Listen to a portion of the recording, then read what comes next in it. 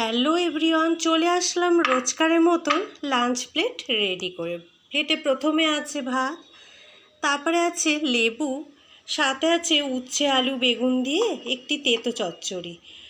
আর দৈনন্দিন জীবনে রোজকারের গরমের এই মেনু যেটা হয়ে থাকে আলু পটলের ডালনা, সেটাই রয়েছে। আর একটি খুবই সিম্পল রেসিপি, চিকেনের কারি। ব্যাস, এই হলো আমার লাঞ্চের প্লেট। আর সাথে একটু আমের চাটনি হবে না শেষ পাতে, সেটা তো একেবারেই বলা বাহুল্য।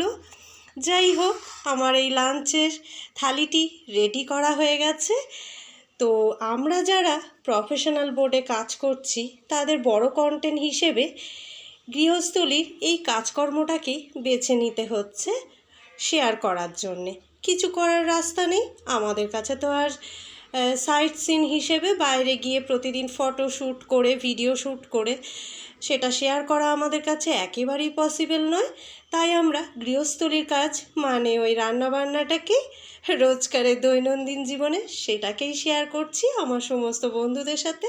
তো কেমন লাগলো ভিডিওটা জানাবেন। কিন্তু অনেক কথাই বলে ফেললাম, আর আমার সমস্ত বন্ধুদের অসংখ্য ধন্যবাদ এতক্ষণ ধরে ভিডিওটা দেখার জন্য। আর কথা না বাড়িয়ে এখানেই রেখে দিচ্ছি, নেক্সট ভিডিওর সাথে খুব শিগগিরই দেখা হচ্ছে।